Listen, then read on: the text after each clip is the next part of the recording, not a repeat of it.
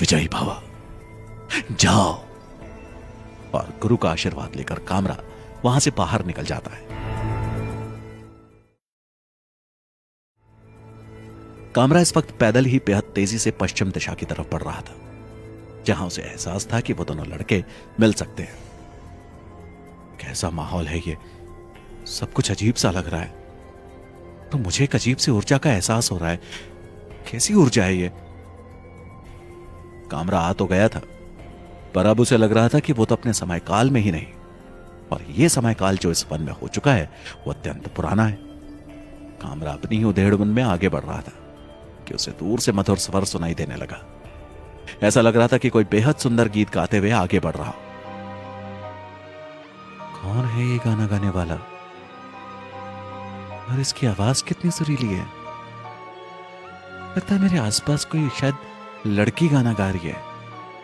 और फिर वो एक तरफ दूर देखने लगता है। उसे एक सफेद घोड़े पर खूबसूरत लड़की उसी की दिशा की तरफ बढ़ती हुई नजर आती है। अरे ये कौन है? बड़े ध्यान से उसके चेहरे की तरफ देखता है। उसकी सुंदरता इसके दिल में बसती चली जाती है। अत्यंत सुंदर। मैंने इससे सुंदर रूपवती लड़की पहले कभी नहीं देखी। और उसके कदम अपने आप ही घोड़े पर जा रही उस लड़की की तरफ बढ़ जाते हैं। डायन जो घोड़े पर जा रही थी उसे भी कामरा नजर आ गया था, और उसे देखकर वो थोड़ा सा अचंभित होती है। ये कौन है? ये तो मुझे कोई तांत्रिक नजर आ रहा है। और फिर उसकी आंखें एकदम से अलग तरीके से चमकती हैं और कामरा का विश्लेषण करती है। अरे इसके अंदर तो कोई भी तांत्रिक ऊर्जा नहीं है, पर देखने से ये तांत्रिक जैसा लग रहा है, और ये शायद मेरी ही तरफ आ रहा है। मेरी सुंदरता से वशीभूत होकर। और फिर उसके होठों पर हल्की मुस्कान आती है। अच्छा है, शिकार खुद ही शिकार के पास आ रहा है मरने के लिए। इसे मैं यहीं बांध कर जाऊंगा ताकि रात को इसका शिकार कर सकूं। और डायन की आंखों में एक चमक आ जाती है। कामरा जैसे जैसे आगे बढ़ रहा था उसके शरीर में भी एक हलचल हुई थी, और यह हलचल उसके गले में पड़ी माला की वजह से हुई थी। वो माला बताने लगी थी कि तेरे आसपास बुरी ताकत है, तुझे वहां से दूर जाना है, अपना बचाव करना है। कामरा एकदम से रुक गया था और दूर घोड़े पर जा रही उस लड़की को देखकर अजीब सा मुंह बना रहा था। इसका मतलब ये लड़की आम लड़की नहीं है, कोई बुरी ताकत है जो इस रूप में घूमकर लोगों को अपने जाल में फंसाने निकली है। मुझे इससे सावधान रहना होगा। पर ये इतनी सुंदर है, एक बार तो जाकर इसके पास इसे परख ही लेता हूं।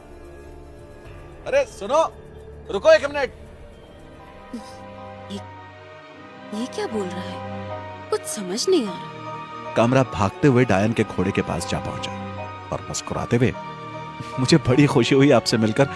मैं तो इस जंगल में भटक गया था, अब आप मुझे रास्ता दिखा सकती हैं। आप कौन है वीर?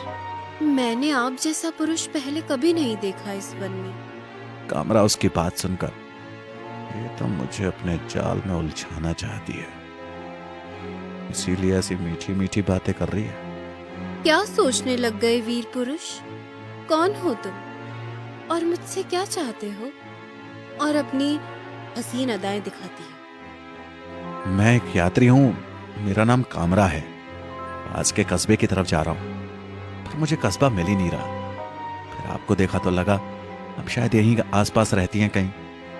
अगर मेरी मदद कर दें उस कस्बे तक पहुंचाने के लिए, बस यही सोचकर आपसे मदद मांगने आपके पास आ गया। बहुत अच्छा किया आपने जो मेरे पास मदद मांगने चले आए। मैं आपको कस्बे तक छोड़ दूंगी, चलिए मेरे साथ। पर मेरे पैरों में दर्द होने लगा है, अब मैं आपके घोड़े के साथ नहीं चल पाऊंगा। और पैरों में दर्द होने का नाटक करता है। अरे आप तो काफी तकलीफ में हैं। अब मुझसे आपका ये दर्द देखा नहीं जा रहा। आप आइए और मेरे पीछे घोड़े पर बैठ जाइए, मैं आपको कस्बे तक छोड़ आती हूँ। ठीक है। और ये कहकर कामरा घोड़े की पीठ पर डायन के पीछे बैठ जाता है। आपका नाम क्या है सुंदरी? मेरा नाम चमेली है। डायन चमेली? मुझे बेवकूफ बनाने चली है। पर मुझे तो इसके घोड़े पर बैठकर कस्बे तक जाना है, उसके बाद इसे चलता कर दूंगा। डायन उसे अपनी बातों में लगाने की कोशिश करने लगी थी। तुम इस वक्त कहाँ से आ रहे हो कामरा? चमेली, मैं एक मित्र के घर से आ रहा था और अपने घर जा रहा था। डायन चमेली कुछ सोचती है और उसे ध्यान आता है कि उसे तो ऐसे नवयुवक को ढूंढना है जिसके पैरों के तलवे पर काला निशान है। फिर डायन एकदम से घोड़े से उतर जाती है। अरे क्या हुआ, तुम घोड़े से क्यों उतर गई? और आश्चर्य से उसके चेहरे की तरफ देखता है। मुझे तुम्हारे पैरों को देखना है, अपनी जूतियां उतारो। कामरा एकदम हैरान रह जाता है। क्या कह रही हो? मैं अपनी जूतियां क्यों उतारूं? तुम्हें क्या करना है मेरे पैरों को देखकर? डायन चमेली मुस्कुराकर उसकी तरफ देखती है और अपने मोतियों जैसे दांतों को दिखाती है। आप हमारे भी मेहमान हैं और हमारे भी एक परंपरा है कि जो भी बाहर से आता है उसके पैरों को हम छूकर देखते हैं, इसलिए मुझे भी अब आपके पैरों को छूकर देखना है। कामरा उसकी तरफ तिरछी नजरों से देखता है।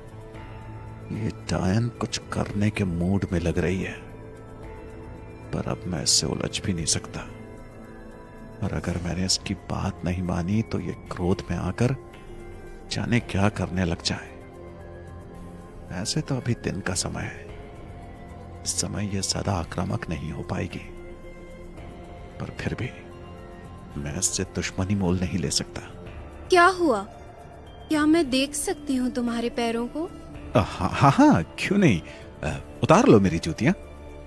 डायन चमेली उसके पैर की जूती उतारती है और उसके पैर को छूकर देखते हुए उसके तलवे पर नजर डालती है, पर वहां पर कोई भी काला निशान नहीं था। उसका मूड खराब हो जाता है और वो दोबारा से उसके पैर में जूती पहना देती है। फिर वो दूसरे पैर को भी ऐसे ही चेक करती है और दूसरे पैर में भी कोई निशान न पाकर एक पल तो गुस्से से भर जाती है। फिर अगले ही पल कामरा की तरफ देखकर मुस्कुराती है। कामरा, अब तो तुम्हें खुशी मिल गई मेरे पैरों को छूकर। चलो, मैं तुम्हें अच्छा सा आशीर्वाद भी दे देता हूं। ऊपर वाला तुम्हें ऐसे ही खूबसूरत बनाए रखे। और फिर उसकी तरफ देखकर हौले से मुस्कुराता है। क्या कह रहे हो? ये भी कोई आशीर्वाद हुआ? कोई इंसान हमेशा खूबसूरत कैसे रह सकता है? तुम फिक्र मत करो, मैं तुम्हें हमेशा खूबसूरत रहने की दवाई दे दूंगा। बस तुम ऐसे ही मेरे साथ देती रहो। क्या कहा? तुम्हारे पास हमेशा सुंदर रहने की दवाई है? क्या तुम कोई वैद्य हो? पर तुम लगते तो नहीं हो। और पैदल ही घोड़े की लगाम पकड़कर आगे को चल देती है। आओ, घोड़े पर ही बैठ जाओ। पैदल क्यों चल रही हो? कस्बे में पहुंचने में देर हो जाएगी। कोई बात नहीं, आराम से बातें करते हुए चलते हैं। कुछ तुम अपनी सुनाओ, कुछ मैं अपनी सुनाती हूँ। लगता है मुझे कुछ और सोचना पड़ेगा, वरना ये डायन मेरा पीछा नहीं छोड़ेगी। अच्छा, तो तुम कहां जा रही थी इस घोड़े पर बैठकर?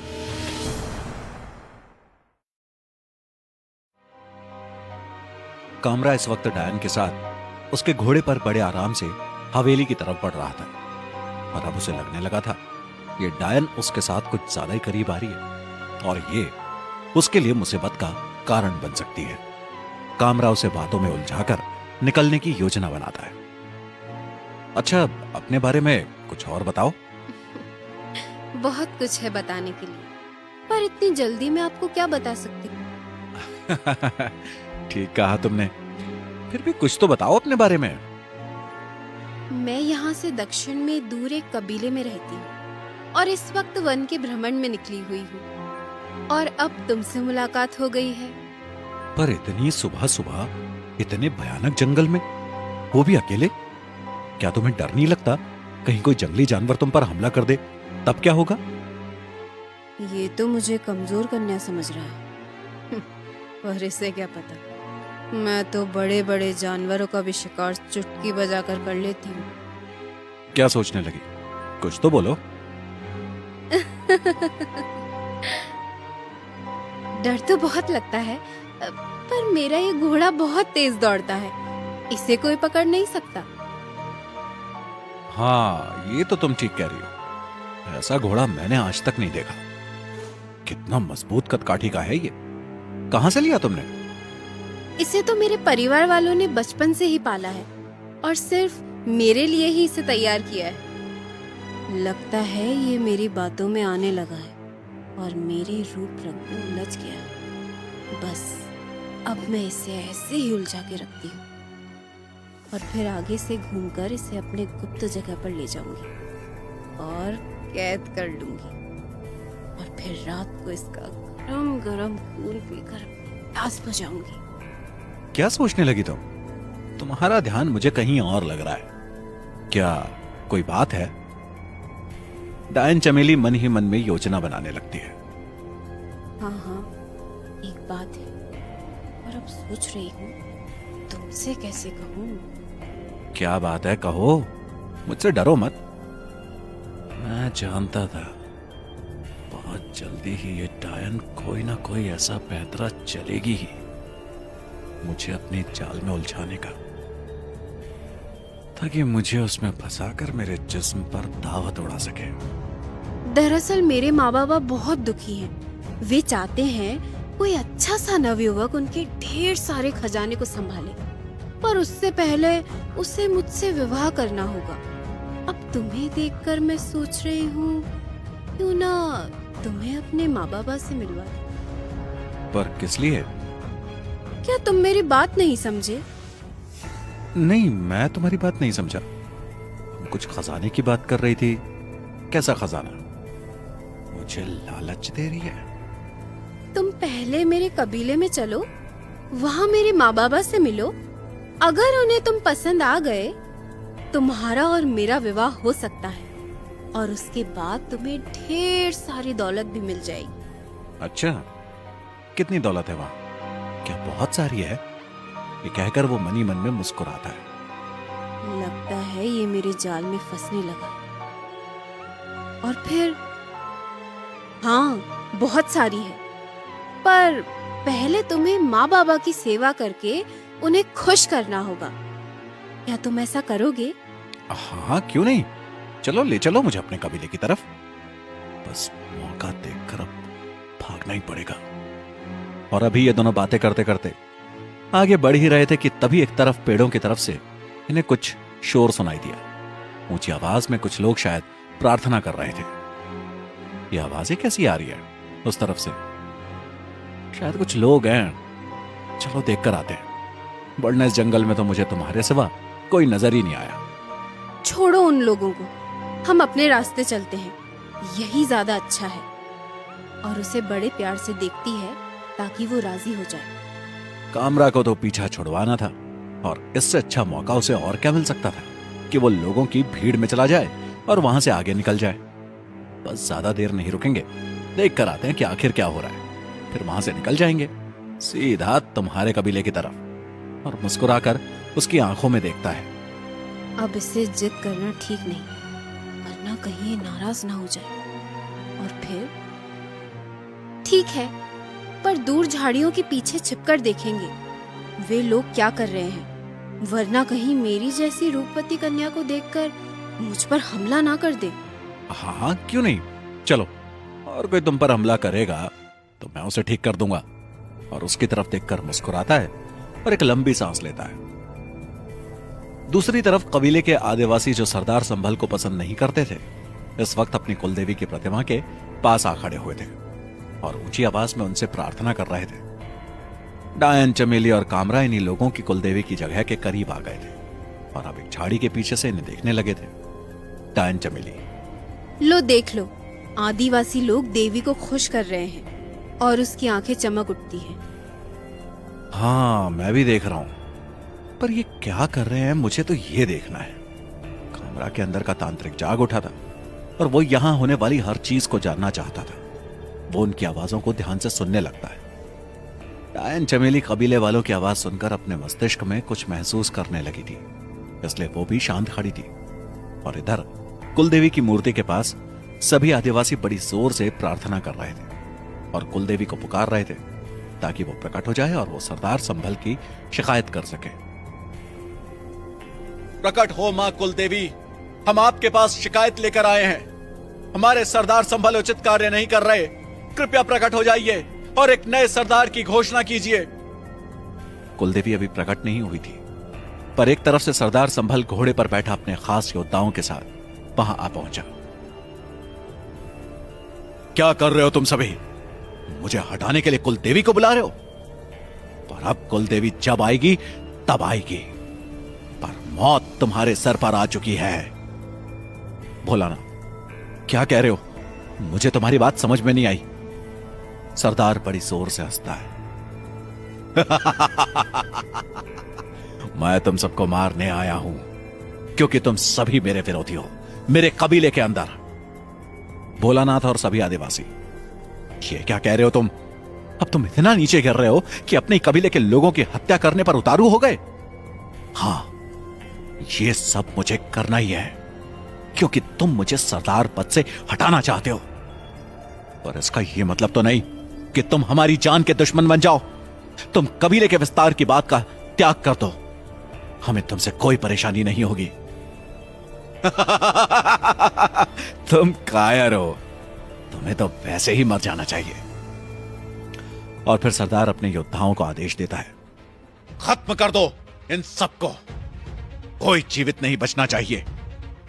भोलानाथ के साथ आए आदिवासी भी अपनी तलवारें और भाले संभाल लेते हैं और दोनों तरफ से युद्ध छिड़ जाता है, कुलदेवी के सामने ही, जो लगातार खतरनाक होता जा रहा था। कामरा सब कुछ देख रहा था। इस डायन से पीछे छुड़ाने के लिए मुझे इन कबीले वालों के बीच में जाना होगा और इन्हें युद्ध करने से रोकना होगा।